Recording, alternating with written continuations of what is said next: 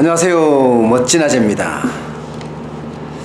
이제 2017년이 다 가고 내일 모레 저모레 3일 후면 2018년 1월 1일이 되네요. 내년부터 달라지는 것도 굉장히 많아요. 좀 정리가 할 필요가 있을 것 같아요. 일단 이 정부에서는 항상 노동복지가 가장 앞에 있으니까 그 내용에 보면 신입사원도 11일 연차 휴가를 줘라 하는 내용이 가장 먼저 바뀌는 내용 중에 하나입니다. 아동학대 신고 의무도 24개 전 직군으로 이제 확대되는 게 내년에 일어나는 일입니다. 세제 면에서는 많이 변해요. 최고 소득세율이, 그러니까 소득세 최고 세율이 40%에서 42%로 올라갑니다. 야. 보면 종합소득 과세 표준이 3억에서 5억 사이 같은 경우는 38%였잖아요. 그게 40%로 올라가고요. 5억 초과에 대해서 소득세율은 기존에는 40%였는데 42%로 올라갑니다.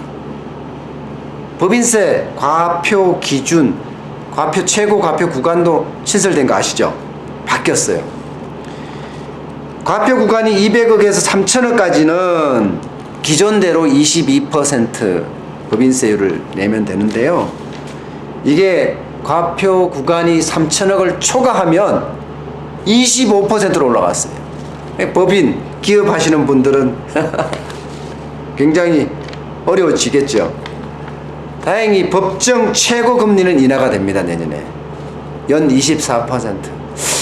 그러면 서민들의 어떤 이자에 대한 부담이 좀 줄어들고 그에 대한 게 좀 완화되지 않을까 그렇게 보이고요.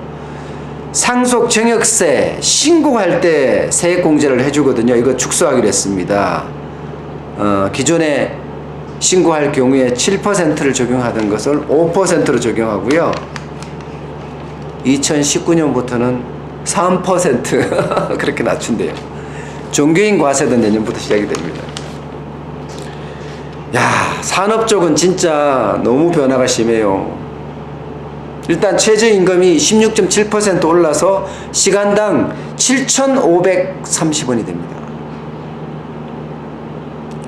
그러면 8시간 기준 1급이 62,240원이고요. 주 40시간 기준으로 일했을 때 월급은요 1,573,770원입니다. 이것은 근로자 1인만 고용하면 무조건 적용이 되는 거고요.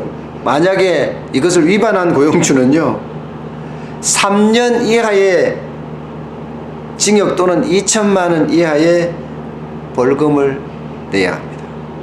굉장히 강력하죠. 야, 우리 소상공인들 죽었어요. 안 그래도 비싼데 16.7% 오르면 매출이 16.7% 올라줘야 되는데 가능한가요? 참 웃음만 나옵니다. 그래서 정부는 또 세금을 가지고 이걸 메꿔준다고 하네요. 일자리 안정자금이라는 걸 만들어서요 190만원 미만 그 1인 근로자에 한해서 월 13만원을 지원을 해준다고 합니다. 물론 고용보험에 가입을 해야 되고요. 고용보험을 가입하지 않으면 불가능합니다. 그 외에도 기간제 근로자들에 대해서 합리적인 이유가 있어야지 고용을 한다. 최대 2년까지 고용을 할 수 있다고 하네요. 금융증권 쪽에서는요 대주주에 대한 양도세, 누진세율이 좀 강화된다는 게 가장 크게 변하는 겁니다.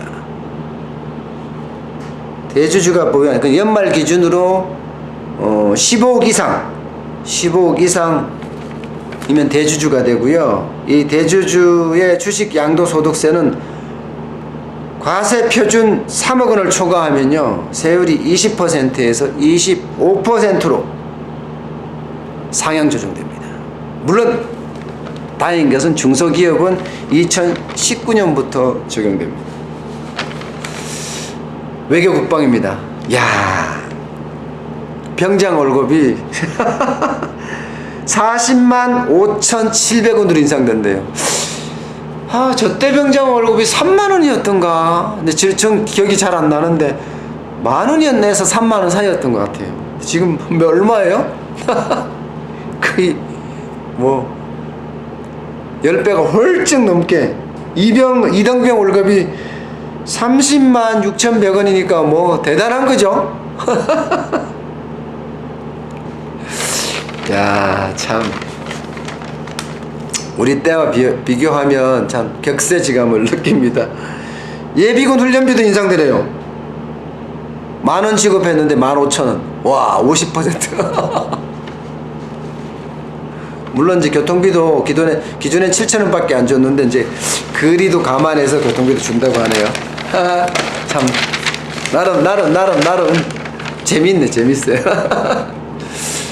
생활교통 쪽에서는 음주운전이 가장 크게 바뀌는 것 같아요. 음주운전 적발되면 그 즉시 차량 견인 조치합니다.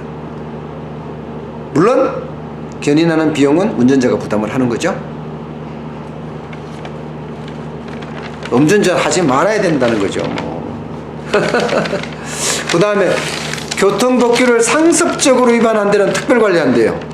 1월부터 10번 이상 교통법규를 위반하면 특별관리 대상자로 등록된다고 하네요. 교통 위반하지 마세요. 큰일 납니다 이거. 3회 이상 교통법규를 위반하면 즉결심판에 넘어갈 정도고요.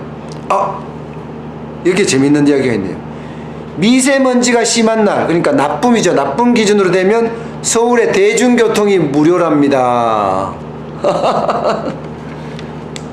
출퇴근 시작한 때 요금을 면제를 해준대요. 아, 재밌습니다. 교육 쪽에서는 이제 모든 중학생에게는 소프트웨어 교육을 한다고. 아, 이건 뭐 잘하는 조치 같아요. 이거는 빨리 되는 게 원래 좋습니다. 그 다음에 초중고교생의 교육급여를 인상을 한다고 하네요. 중위소득 50% 이하 가구 학생이 학용품비나 부교재비 명목으로 지원받는 교육비가 있는데요. 교육급여라고 하죠. 인상되는데 내년 3월부터 초등생의 경우는 5만원, 부교재비가 41,200원, 이게 6만원으로 오르고요. 중고교생들의 학용품비와 부교재비도 95,300원에서 162,000원으로 오른다고 합니다.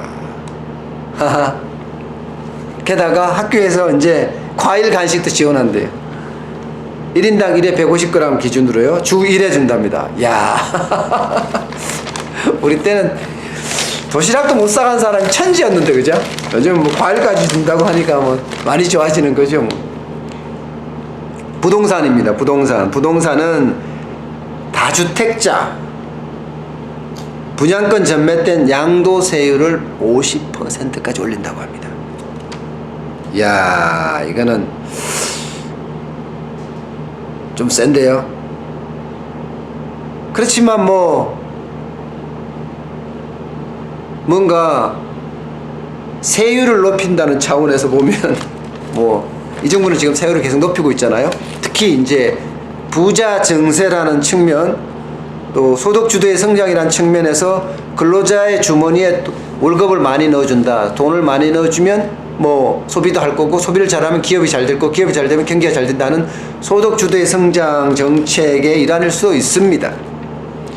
재건축에 대해서는 초과이익 환수제를 재시행한다고 합니다.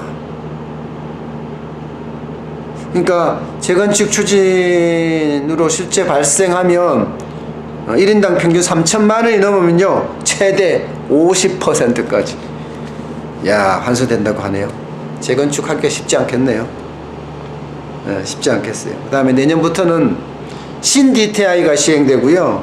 그다음에 DSR이라는 제도까지 도입된다고 합니다.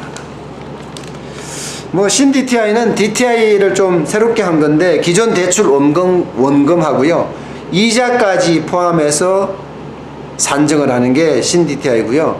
DSR은요 기본적으로 모든 가계 대출을 이게 종합합산해서 차주, 그러니까 돈을 빌리는 사람의 상환 능력을 꼼꼼히 따져서 대출을 해주겠다는 거예요.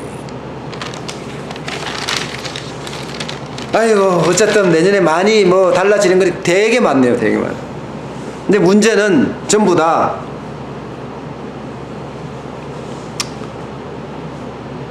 세금 올라가는 소리만 나네요. 세금 올라가는 소리만. 세금 올라가서 뭐 일자리 창출한다고 공공부문에서 어마어마하게 채용하는데 거기다 쓰겠죠. 답답합니다. 어쨌든 내년에 달라지는 것들이 너무 많기 때문에 하나씩 하나씩 꼼꼼히 따져볼 필요가 있다는 거 여러분 잊지 마세요. 아셨죠? 어쨌든 2017년도 며칠 안 남았지만 잘 보내시고 2018년 새해를 맞아서 힘내자고요. 소상공인 화이팅! 소상공인 화이팅입니다. 아셨죠? 감사합니다.